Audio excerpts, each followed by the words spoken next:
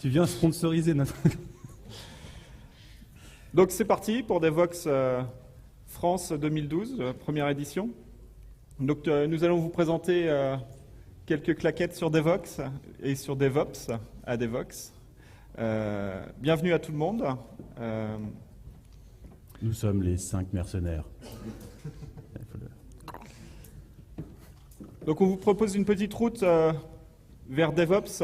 Les 3 parties, vous les découvrirez et on fera, après la pause, un petit tour des outils qui permettent d'y arriver ou d'essayer ou de le faire vraiment. Donc, il n'y a pas d'essai. Voilà. Petit tour de présentation. Je suis Dimitri Baeli. Alors c'est marqué chien de berger agile chez Courtanet. Vous essaierez de comprendre ou vous viendrez me demander. Voilà. Gildas Cuisinier, bon, on a le printemps chez Sphère Benelux, bon, printemps, Spring, parce que bon, pour ceux qui me connaissent, j'ai pas mal bossé sur la communauté Spring francophone, et depuis maintenant 1 an, je travaille chez Sphère Benelux. Henri Gomez, alors d'après l'affiche, maître CI 2e Dan chez Axway, je crois que c'était première Dan, donc j'ai progressé. Je vous remercie à tous d'être là, et puis en espérant que vous passerez un bon moment avec nous. Donc Pierre-Antoine Grégoire, c'est pas moi qui ai choisi de mettre ça. Je pense que ces rapports, je sais pas si c'est rapport à la pilosité ou à des références à des événements futurs dans la semaine. Je vous invite à aller voir la présentation de Gildas pour comprendre. Donc Chewbacca chez Agile Partner, qui est ma société, que je remercie d'ailleurs au passage. On aura l'occasion de le faire. Et donc Arnaud Héritier, alors effectivement, PhD Git. Alors oui, j'ai passé mon diplôme de Git il n'y a pas longtemps. Et d'une manière générale, chez Exoplatform, je m'occupe de tout l'outillage, Software Factory et méthodes de développement. Ok, alors on va... Qui a déjà entendu parler de DevOps? D'accord. Qui a une très bonne idée de ce qu'est DevOps? C'est bien, vous êtes au bon endroit là. Ok, donc on va parler un petit peu des principes de base de DevOps et comment DevOps se situe à ce niveau-là. Oui, on va faire du switch nous-mêmes. Donc DevOps, c'est une approche qui essaye de rassembler les gens, de leur permettre de discuter et d'aborder les problèmes de manière commune. Ça ne veut pas dire que ça fusionne tout le monde dans un espèce de blob anonyme. Ça veut dire qu'on va avoir des personnes qui ont des problématiques différentes qui vont se rejoindre sur des problématiques communes, qui sont souvent bien séparées. Alors ça naît d'un problème lié à la recrudescence de méthodes un peu plus agiles qui livrent plus fréquemment en développement, mais qui se heurtent au mur de la mise en prod. C'est-à-dire qu'à un moment donné, on peut réaliser quelque chose toutes les semaines qui est prêt à déployer, c'est formidable, mais les mises en prod n'ayant lieu par exemple que tous les 3 à 4 mois, c'est pas tellement visible pour l'utilisateur et le bénéfice réel, on ne se ressent qu'au moment des périodes de développement, quand elles sont particulièrement actives en tout cas. Donc ce mur, alors là pour l'instant on pouvait voir dans le slide précédent ici qu'on avait l'assurance qualité. Donc ça apparaît pas dans le mouvement DevOps au départ et puis DevQAOps c'est pas très pratique à dire. Le mur principal de départ qui a motivé ça, c'est donc ce mur qui existe entre Dev et Ops. Ce mur qui est une différence de rythme, une différence d'approche sur la manière de déployer, sur la manière de créer des composants logiciels et de les déployer et de les pousser dans un système. On a d'un côté, du côté opérationnel, des personnes qui veulent plus de stabilité, quelque chose de plus fiable. De l'autre côté, des personnes pas de manière opposée, qui veulent quelque chose de pas stable ou pas fiable, mais qui veulent que les choses avancent plus vite pour pouvoir apporter de nouvelles fonctionnalités, parce qu'ils sont peut-être plus en contact direct avec les besoins fonctionnels. Et on a donc un pipe où les infos se perdent. Est-ce que c'est quelque chose que vous reconnaissez par rapport à ce que vous vivez aujourd'hui? Une bonne partie de tête qui bouge.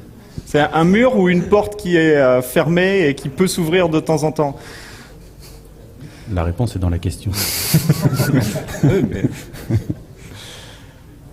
C'est en effet bon. L'image du mur peut parfois être excessive. Vous avez une gradation entre. Vous parlez peut-être avec ces personnes si vous êtes dev ou opérationnel. D'ailleurs, on n'a pas posé la question statistique. Est-ce qu'il y a des personnes qui sont opérationnelles ici? 1. Non, mais N'ayez pas honte, c'est pas sale. D'accord, On vous le c'est jure. pas OPSOX. Alors, opérationnel uniquement.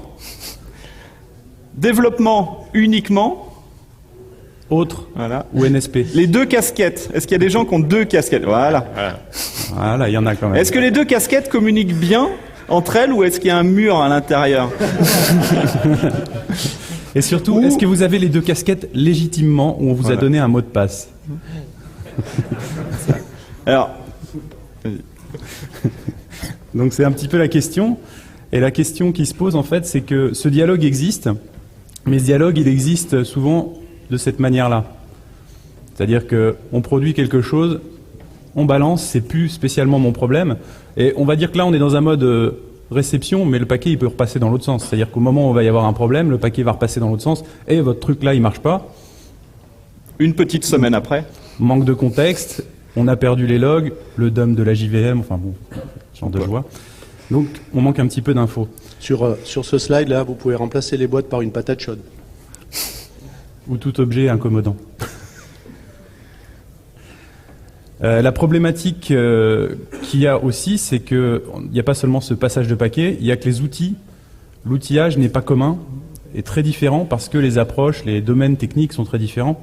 On va dire que c'est quelque chose d'historique dans la manière dont les systèmes d'information systèmes informatisés se sont créés. D'un côté, on a l'opérationnel qui gère les serveurs et les machines, en caricaturant énormément. Et de l'autre côté, on a quelque chose qui s'est progressivement décroché pour aller de plus en plus vers le fonctionnel et l'utilisateur, avec un retour de boomerang en ce moment, on va dire.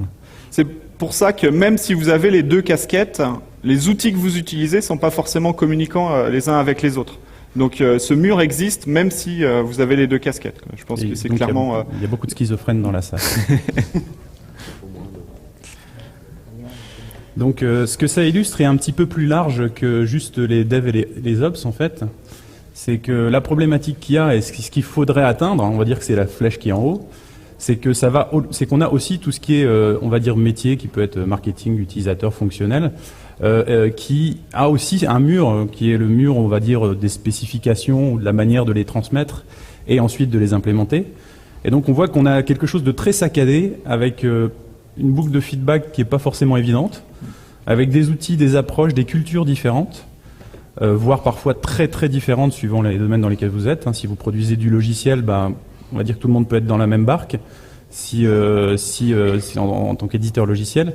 Si c'est des applications pour des utilisateurs finaux et que c'est eux qui ont toujours le dernier mot, on va dire, d'un point de vue décisionnel, ça va être plus compliqué d'un point de vue d'AVOps. Voilà, donc on cherche la continuité et un des objectifs de DevOps, tel qu'on le comprend et qu'on essaye de le travailler, c'est recréer cette continuité qui est l'objectif global de l'entreprise. Donc dans ce cadre, on va vous présenter les 3 points progressivement qu'on a nommés tout à l'heure, donc la rage, la raison, la sérénité. Et on va commencer par la noble rage. Qui ne connaît pas la rage ? Vous mentez. Qui pratique l'arrache. Voilà. Qui ne sait pas ce qu'est l'arrache. On va arrêter les marques. Donc, l'arrache, on peut appeler ça aussi le prototype qui part en prod, qui n'est pas forcément une mauvaise méthode de travail, mais c'est généralement la première version et elle a tendance à rester un petit peu trop longtemps. Donc, on a pas mal d'exemples et de vécu en la matière. Donc des livrables fabriqués à la main, des sources dont on ne sait pas forcément d'où elles viennent ou qui ne sont pas toutes identifiées, des modifications de configuration ou de livrables juste avant la mise en prod, des binaires qu'on ajuste juste au dernier moment, juste avant la mise en prod. Donc on met en production des binaires qui ont 2 ou 3 minutes d'âge. Parfois juste après. Et encore, c'est pas mal. Donc pas mal de surprises, mais ça peut marcher et ça peut être une très bonne dynamique. Mais généralement, on teste en prod. Donc il faut de la réactivité. Donc ça, c'est la bonne rage de chez nous. Et ça, c'est le point de départ de pas mal de projets et de tout projet qui démarre. C'est pas honteux en soi. C'est juste un point de départ sur lequel il manque pas mal de choses. Donc on a essayé d'illustrer ça avec une petite application. Ok, donc vas-y. Donc en fait, c'est une application qu'on a appelée Share With Me, bon, qui a été spécifiée par un besoin fonctionnel personnel en fait. C'est-à-dire qu'on avait envie de partager des fichiers de manière simple. Typiquement, c'était un besoin que j'avais, c'était de pouvoir donner des archives de photos que j'avais pris lors des événements, et derrière que ça reste temporairement disponible et que ça soit effacé directement. Donc on a créé une petite application sous forme de War, on a fait un petit prototype oui. Donc on l'a développé dans l'IDE avec des technos qu'on connaît bien.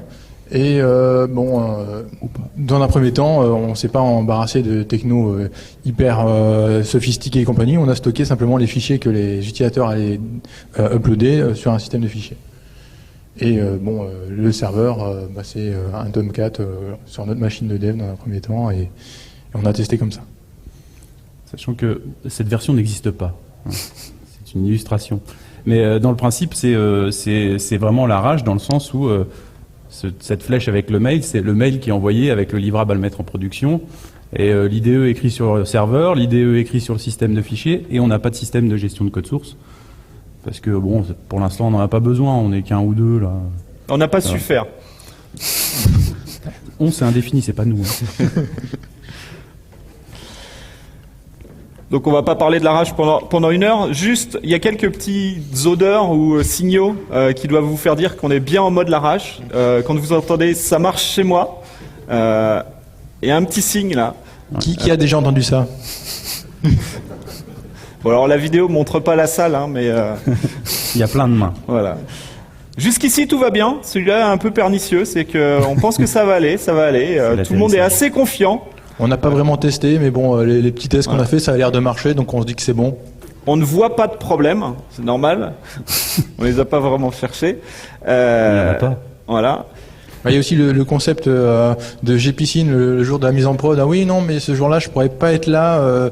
Bon, je sais bien, j'ai développé toute l'appli, mais j'ai un peu des obligations familiales, gPsine. Par contre, mon collègue, il a pas vraiment travaillé dessus, mais je pense qu'il va être dispo. Il a pas vraiment de vie sur le côté, donc il va me remplacer. Voilà. Un petit dernier. Attends, je vais regarder dans le code. C'est effectivement pour la réponse à pas mal de questions, notamment sur la configuration ou qu'est-ce qui peut bien se passer ou comment je fais pour activer telle fonctionnalité. Donc ça, c'est dialogue. Bon, je pense qu'on le pratique assez souvent et c'est des bonnes odeurs pour dire ça va pas, mais comment en sortir? Alors, comment en sortir? C'est un bon point de départ. Une bonne question. Le but du jeu, on est des ingénieurs, hein, on a eu des études avec pas mal de rigueur et on devrait travailler avec beaucoup plus de rigueur que ça. Donc, il y a un petit test qui a été écrit par Joel on Software, je ne sais pas si vous connaissez. Joel Spolsky. Alors, on va vous demander de vous lever tous, tout de suite. Vous allez souffrir. Alors, posez vos laptops, vos iPads, vos tablettes, pardon, vos Voilà. téléphones. Quelqu'un va passer les ramasser. Et il n'y a que 12 questions. À chaque fois qu'on va poser une question, si vous répondez non, vous vous asseyez. Utilisez-vous un gestionnaire de sources? Jusque-là, tout on va ne verra bien. pas vous asseoir. Allez-y. Personne s'est assis. Bien. Donc, est-ce que vos binaires sont assemblés en une seule fois? Ah, on a perdu quand même une personne. Hein, À mon avis, il y C'est a- courageux, bravo. c'est-à-dire qu'il y a une seule étape pour passer des sources au binaire qui va en production. Celui qui va en prod. il s'est relevé. Ah. Vos binaires sont-ils produits quotidiennement? Ah. Ça commence. Avez-vous un gestionnaire d'anomalies ou de tickets? Donc, En l'utilisant, hein. Ça, c'est fréquent maintenant. D'accord. Oui, et puis l'assemblage en une fois, c'est pas une fois qui dure un mois. Hein. Quoique. alors, votre code est-il corrigé avant d'être étendu? Non, c'est plus, avant de faire des nouvelles fonctionnalités, est-ce que vous faites bien les bug fixes, les derniers bug fixes ou les correctifs les plus graves trouvés sur le logiciel? Pas des améliorations de dernière minute, hein, je parle des vrais problèmes bloquants avant de commencer les nouvelles fonctionnalités. Ouais, ça commence à friser Voilà. un peu. Il y en a qui compilent pas vraiment, mais... Il y a qui ont mal aux jambes aussi. Alors on avance. Avez-vous un planning à jour? Donc un planning, ça peut être un backlog, Alors, on peut l'appeler planning, pour on peut l'appeler ouais. ce qu'on veut. Mais effectivement, est-ce que on vous demande où est-ce que vous en êtes dans le projet pour avoir une visibilité sur quand est-ce que vous allez livrer et ce qui reste à faire, etc. Vous êtes capable de répondre. Attends, je vais voir dans le code. Ouais. Pour éviter que tout le monde s'assied d'un coup, c'est au minimum, est-ce que vous savez ce que vous allez faire la semaine prochaine sur votre logiciel? Ça va à peu près. Tu voulais pas prendre des photos? Je les ai un peu vus, ça. C'est pas moi qui Ouais. Avez-vous des spécifications? Alors, pas forcément sur toute la longueur, mais... Oh là là, mince, j'aurais dû la mettre à la fin, celle-là. Non, mais celle-là... Ouais. Vos développeurs sont-ils dans un lieu calme? Donc là, effectivement, vous avez des conditions de travail qui vous semblent correctes pour produire vos applications et vous n'êtes pas entre 3 marteaux-piqueurs ou le service marketing et ses téléphones qui sonnent toutes les 2 secondes, etc. etc. Il reste des gens. Il y en a qui résistent. Prouve qu'ils existent. Avez-vous les meilleurs outils pour votre budget? Autrement dit, pour... Alors, en fonction de votre budget, est-ce que vous avez vraiment cherché les meilleurs outils disponibles? Ou est-ce que vous avez gardé ceux qui étaient là quand vous êtes arrivé? Non, Même sans budget, il y en a qui pourront vous dire... Voilà, c'est vraiment en fonction du budget, c'est pas les meilleurs outils à un prix défiant toute Moi, concurrence. j'ai plus de... Ah si, c'est pour moi. Voilà. Avez-vous des testeurs? Alors, c'est pas forcément une équipe de test, hein. Est-ce qu'il y a des gens qui testent votre binaire avant qu'ils partent en production, qui ne soient pas les développeurs eux-mêmes? Le test d'acceptance, Voilà, hein. ou test. Mais Oui, oui. Oh là, C'est un testeur. Mais a-t-il vu pas jusque-là, hein. A-t-il vu l'application avant qu'elle parte en prod?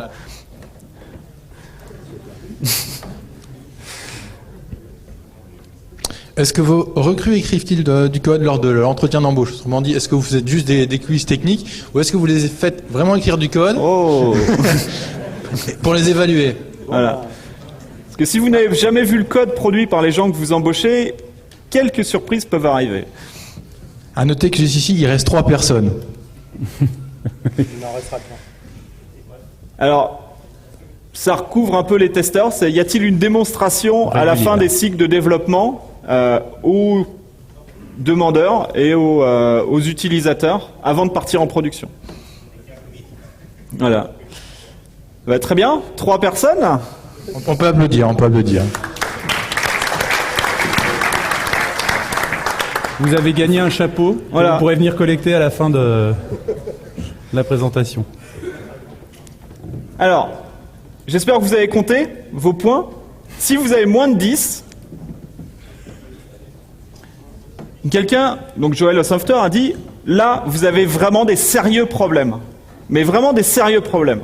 Parce que il y a au moins 3 éléments fondamentaux de l'organisation des développements qui, pour un ingénieur, pour une société responsable, c'est pas acceptable. Et, excuse-moi, mais il a dit ça quand? Ah, alors, le Joël Test est connu. D'accord. Et ça fait 10 ans ou 12 ans qu'il a dit ça. D'accord? Ça fait 12 ans.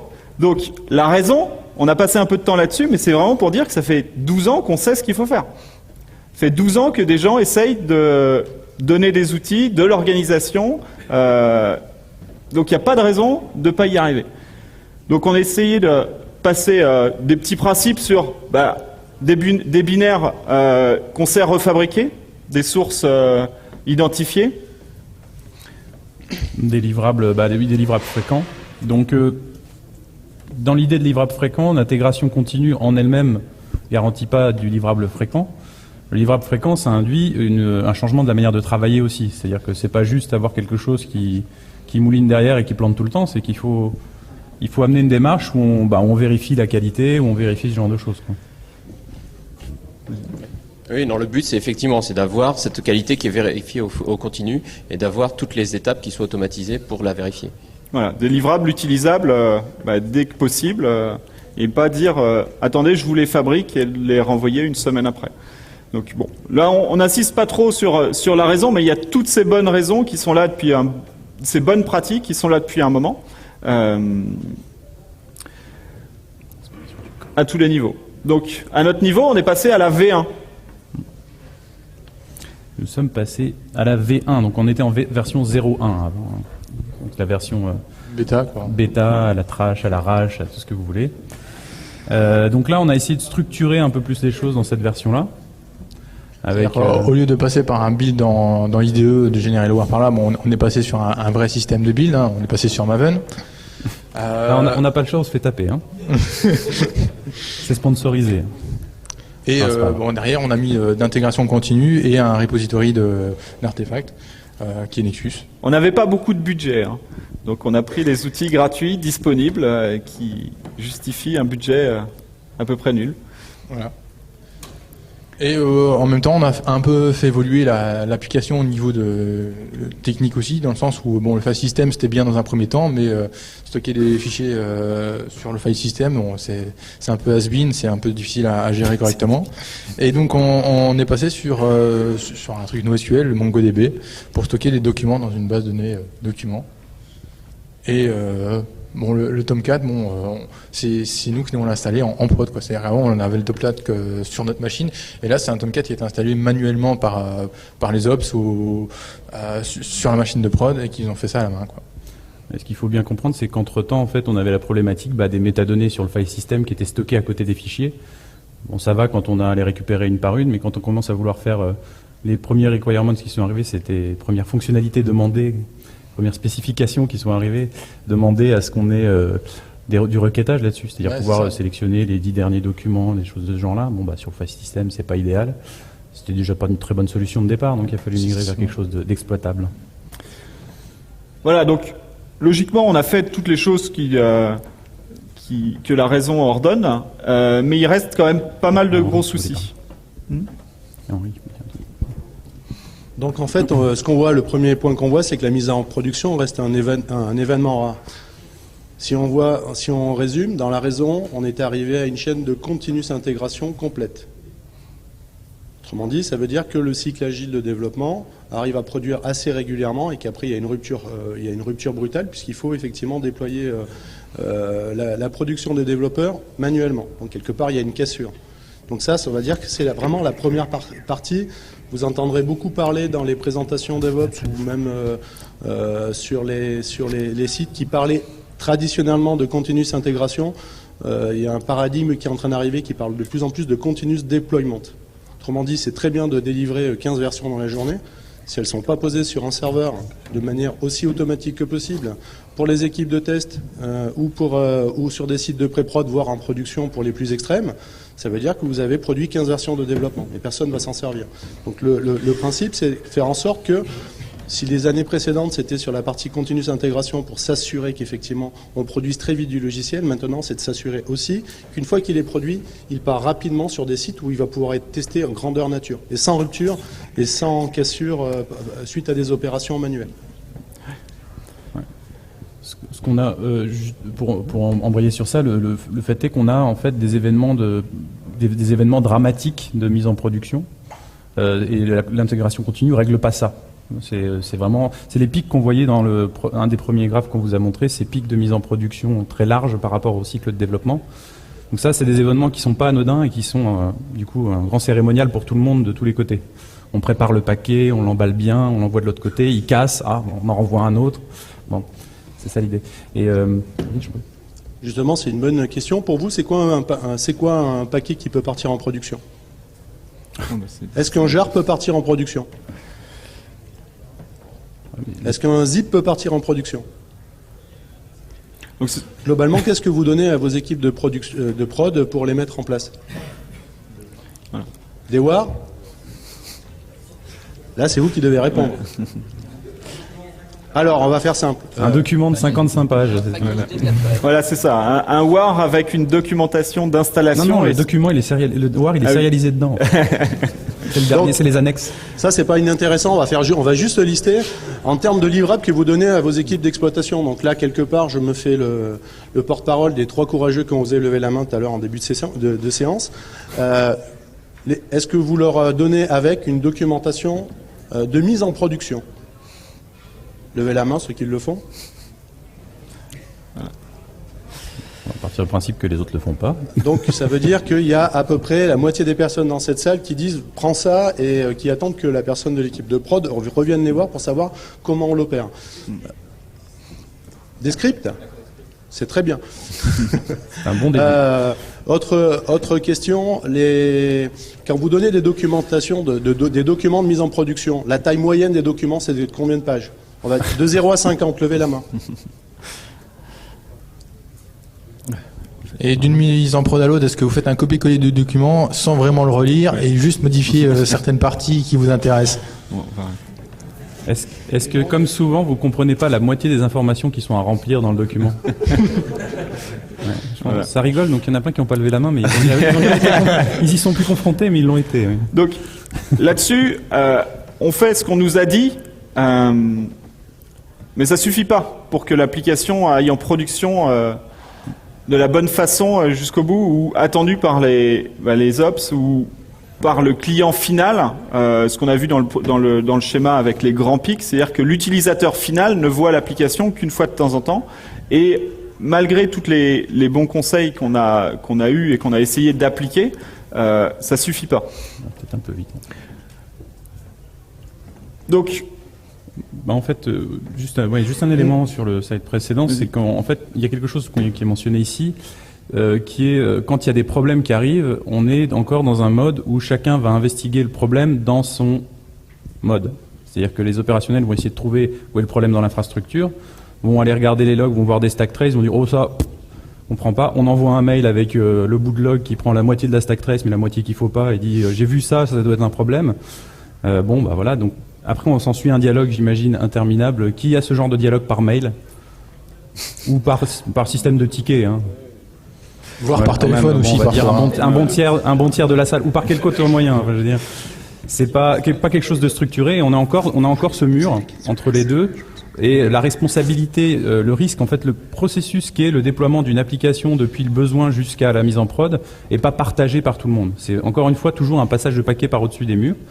On a pour l'instant fait de l'amélioration en local. Au moment de la raison, on a fait de l'amélioration en local, c'est-à-dire chaque équipe a essayé d'améliorer, a dialogué avec l'autre pour faire une espèce d'API de dialogue entre chacune des parties du système. Mais c'est toujours des paquets un peu mieux ficelés qui transitent entre les différentes équipes. voilà. Donc, il n'y a qu'une vérité pour les applications de ce type-là, c'est la production. Donc le niveau d'après, quand on a fait ce qu'on nous demandait pour la fabrication, c'est qu'elle soit utilisée le plus possible et le plus rapidement et le plus souvent possible, et sur les versions les plus finalisées.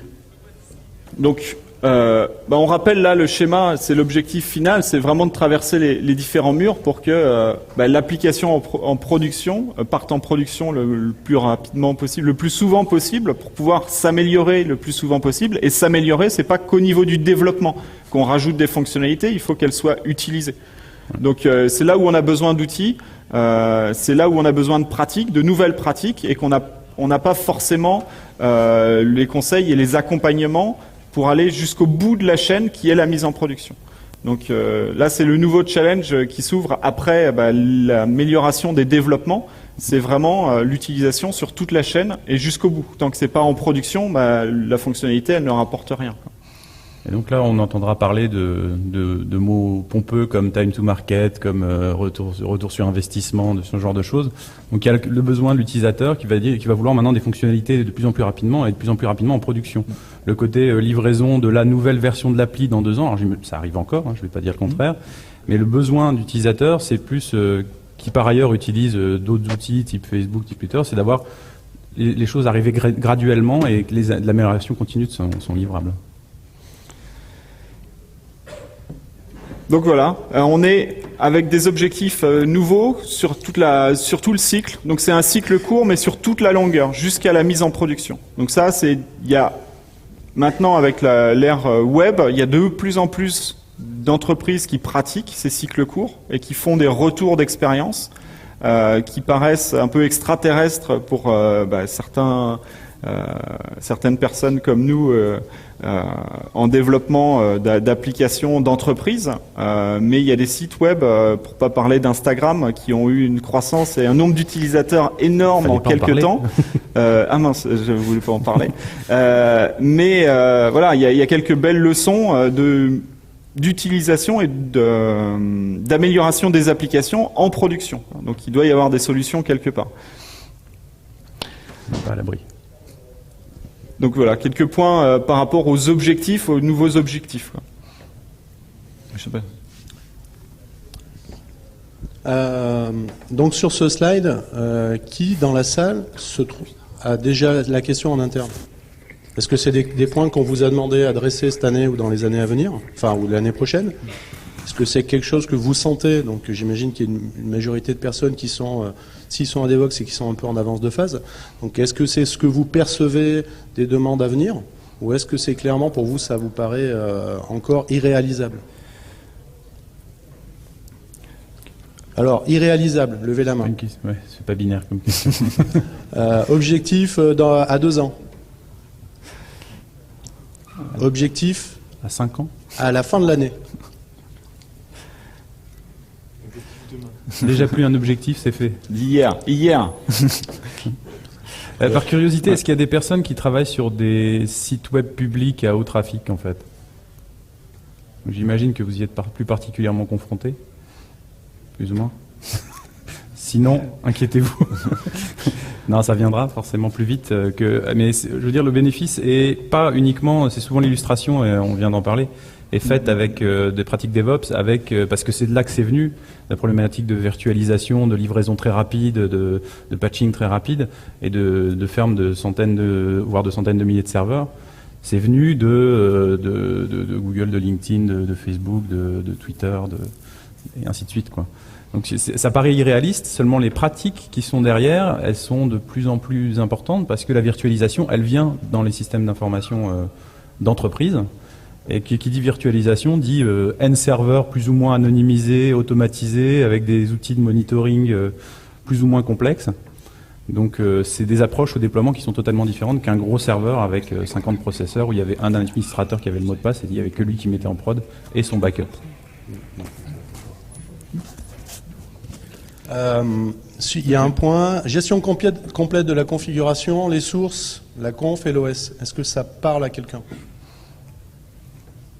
Est-ce que vous maîtrisez la configuration des serveurs qui sont en prod sur toute la chaîne, en fait? Est-ce que les scripts dont vous avez parlé, que vous livrez pour la mise en production, sont conformes aux serveurs qui sont en production, y compris avec leurs updates et les dernières mises à jour du côté opérationnel, quoi. Donc ça, c'est une question qui est assez importante à gérer. Donc tout ça, on le voit bien, c'est des questions sur lesquelles on manque d'outils, généralement, et de méthodes aussi pas mal.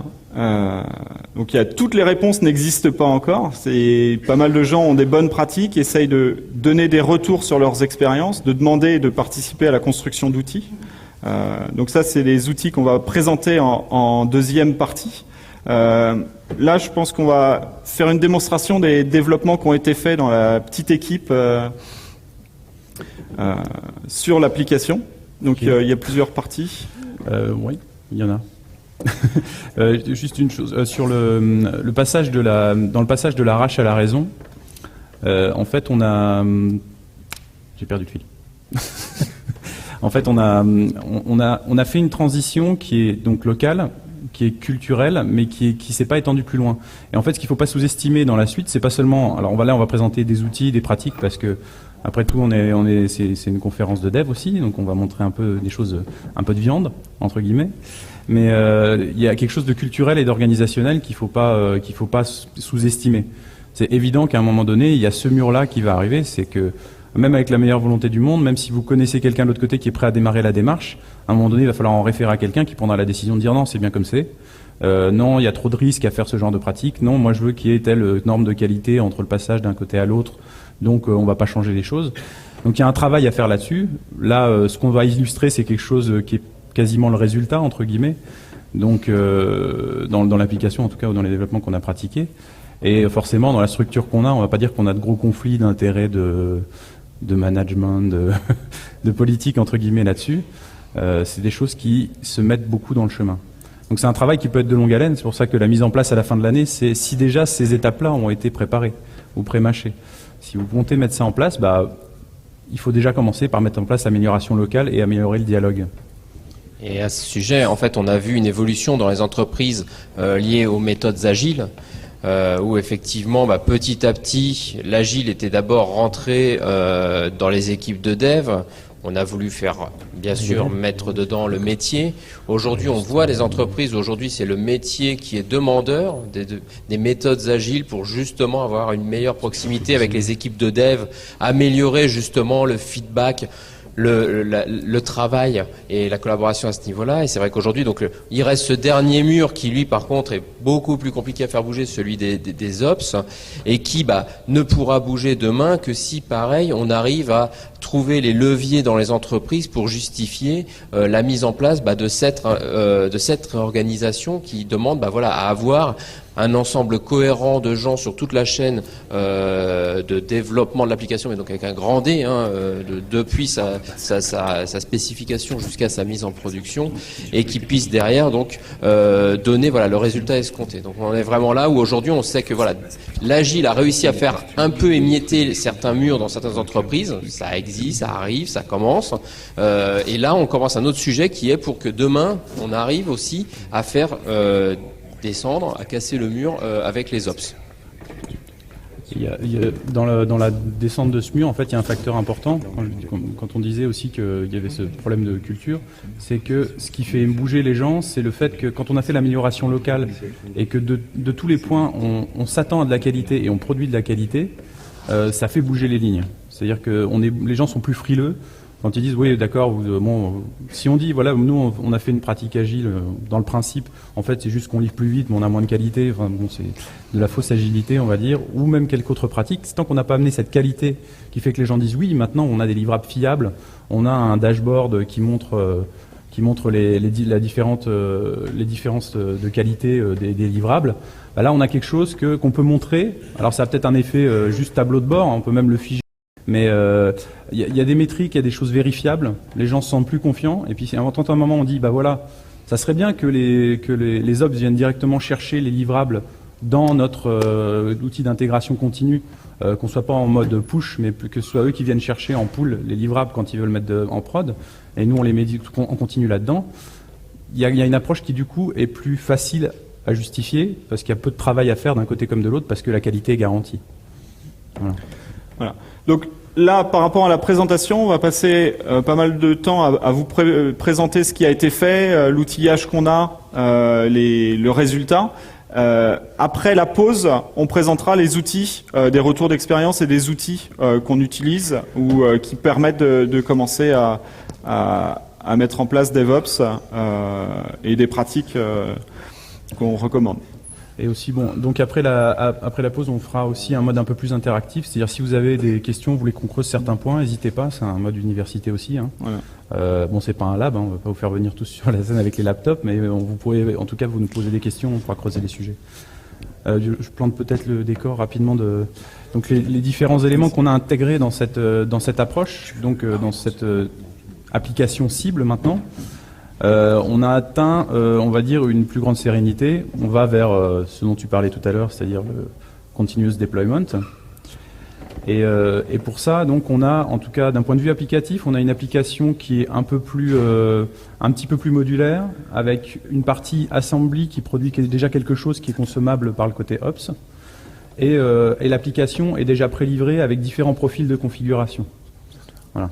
Ensuite, ça passe, on va dire, on a d'autres composants, d'autres systèmes qui sont mis en jeu pour le côté opérationnel, mais qui sont connus à la fois des devs et des opérationnels. Tout à fait. Donc en fait là, ce qu'on va vous présenter, donc c'est l'application, donc c'est un cycle complet de la construction jusqu'au déploiement en production. Donc je sais qu'il y a d'autres présentations avec des forges qui existent, dont au moins une est présente dans cette salle avec un joli t-shirt orange, publicité non payée. Là, en l'occurrence, je vais vous montrer un cas. C'est quelque chose qu'on a fait explicitement sur l'infrastructure Amazon, parce que bon, comme vous verrez, vous le voyez pas trop là sur le tableau là-haut, mais normalement, si j'avais mis un petit clin d'œil, 5 ingénieurs pour moins d'1 milliard de dollars. Donc on prenne qui voudra. Donc on a pris une infrastructure exprès légère sur le cloud, parce on l'active le temps de la démo et après on la démonte.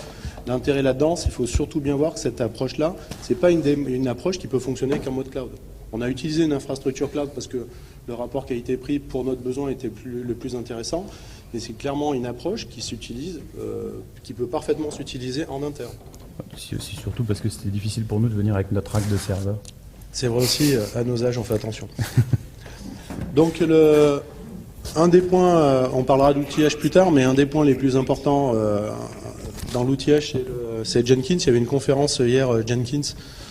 Donc, pour ceux qui y ont assisté, ont pu voir certaines des nouveautés et certaines des fonctionnalités qu'il y avait. Nous, on va s'en servir dans ce cadre-là pour quelque chose qui n'est pas forcément utilisé dans ce mode-là. Et là, c'est clairement une utilisation de Jenkins où on retrouve les 3 populations de personnes. Donc globalement, les équipes de développement qui mettent en place, on va dire, les jobs de construction, avec l'aide des équipes de QA au sens large, au sens quality assurance, donc très souvent les gens qui s'occupent de la forge logicielle. Et la nouveauté, c'est que c'est aussi des gens des équipes de production qui viennent rajouter des tâches bien spécifiques à leur activité sur le même outil. Donc là, on commence à avoir déjà une convergence entre des utilisateurs différents, avec des besoins qui sont différents, mais un outillage qui est commun. En fait, on casse le mur qu'on avait vu tout à l'heure, le mur des outils, de cette confrontation des outils. Donc on va partir du livrable. Donc le livrable, c'est un site web. Donc c'est le site web dont parlait Pierre-Antoine. Donc effectivement, là, si on regarde, on voit qu'il est indisponible. On a bien bossé. On a bien bossé. Donc les fonctionnalités sont conservées. Là, ce qu'on va faire, c'est qu'on va le construire complètement. Donc là, si on regarde, donc pour ceux qui font du Maven, un share with me parent, ça va leur parler. Donc en l'occurrence là, ce qu'on va faire, c'est qu'on va construire une application donc traditionnellement avec Maven dans Jenkins. Alors pour cette application, en l'occurrence, on a quelque chose, on va dire du point de vue structure Maven, qui est discutable de l'avis de l'expert Maven de l'équipe QA machin. Mais bon, on a atteint un compromis, voilà, on a essayé de le rendre un peu moins discutable. On a donc un pomme parent qui est à la fois le réacteur. Qui connaît Maven ici quand même, parce que je rentre pas dans le détail sinon. Ouais, allez, on y va, on va s'éclater. Donc on a un pomme parent qui est à la fois le réacteur, donc qui liste les modules à builder. Et donc en l'occurrence, ces modules à builder, c'est la web app. Et de l'autre côté, une assembly qui va produire la web app, les fichiers de configuration préparés pour la prod avec les bons passes et les librairies additionnelles qui sont à rajouter dans le serveur parce qu'elles ne sont pas dans la web app. Donc tout ce genre de choses qui pourraient être décrites, on va dire, dans une procédure d'installation. On a déjà ça qui va être un input pour les autres livrables qu'on va voir par la suite, qui sont les livrables plus opérationnels. Donc ce qu'on voit là, c'est que ce job Maven a fini son travail. Et ce qu'il fait, c'est qu'il passe la main à un deuxième job qui s'appelle TC7CD. Donc la TC7, pourquoi? Parce que dans ce cas-là, le hosting de l'application est fait sur un Tomcat 7. Et CD parce que c'est un processus complet de continuous deployment qui est déjà terminé. Donc le temps qu'on parle, ça s'est fait. Donc ça peut aller très vite. Si on regarde un peu ce qui s'est passé, donc le processus de construction, qu'est-ce qu'il a fait? Donc le processus Maven, il a construit. Vous voyez ou pas? Faut qu'on augmente la fonte, non? C'est bon? Je vais parler plus fort, Benjamin. Donc le processus de construction, ce qu'il a fait, il a pris des sources dans un SCM qu'on verra tout à l'heure. Il les a construits, testés et les a déployés. Donc il a déployé la web app et notamment l'assembly dans un repository d'artefacts, en l'occurrence qui utilise Nexus. Le repository d'artefacts, c'est le point d'entrée de la chaîne de continuous deployment. Autrement dit, quelque chose qu'on voit très souvent, c'est se dire j'ai besoin de poser un livrable, il ne faut pas repartir des sources. Le livrable, il a été construit, qualifié, et il a été déposé dans un repository d'artefacts. Clairement, les équipes de production, c'est leur point d'entrée. Ce n'est pas forcément le gestionnaire de source, leur point d'entrée. Oui ?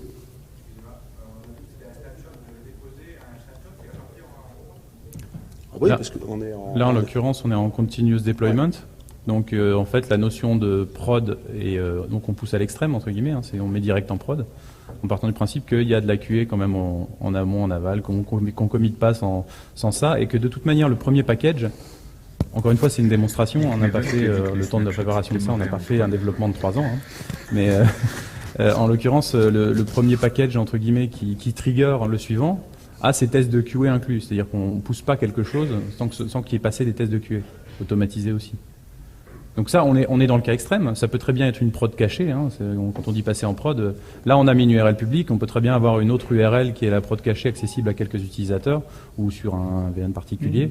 Et puis dire à un moment donné, on bascule juste l'URL et c'est en prod. Hein. Alors, je vais peut-être mettre les pieds dans le plat, mais je dirais presque qu'il n'y a que Maven qui a dit que les snapshots c'était pas bon en prod.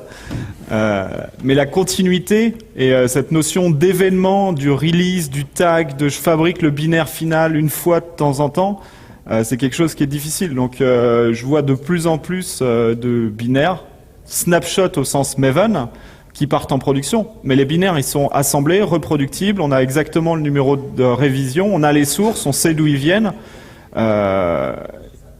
Il n'y a pas forcément un énorme problème par rapport à ce snapshot comme l'appelle Maven. Tant qu'on a tout le cycle, qu'on le reproduit, que le binaire il est final, qu'on n'a pas de modification dessus, je dirais je vois pas vraiment le problème. Même si je suis choqué au départ. Hein. Maintenant, c'est aussi un faux problème, dans le sens où si vous avez une convention avec les ops en disant que sur les 3 numéros de la version, le dernier c'est un numéro qui incrémente à chaque release, ça vous gênera peut-être moins aux entournures parce que ce ne sera pas un snapshot, mais le concept sera le même. Hein. Il passera en production aussi. Ce sera la 1.01 qui passera au lieu de la 1.00 avec une date qui a changé. Mais ça ne change pas grand-chose dans le principe. C'est une convention quelque part. Donc après, il faut trouver un compromis entre les conventions de développement et les conventions de livraison. Quoi. Voilà.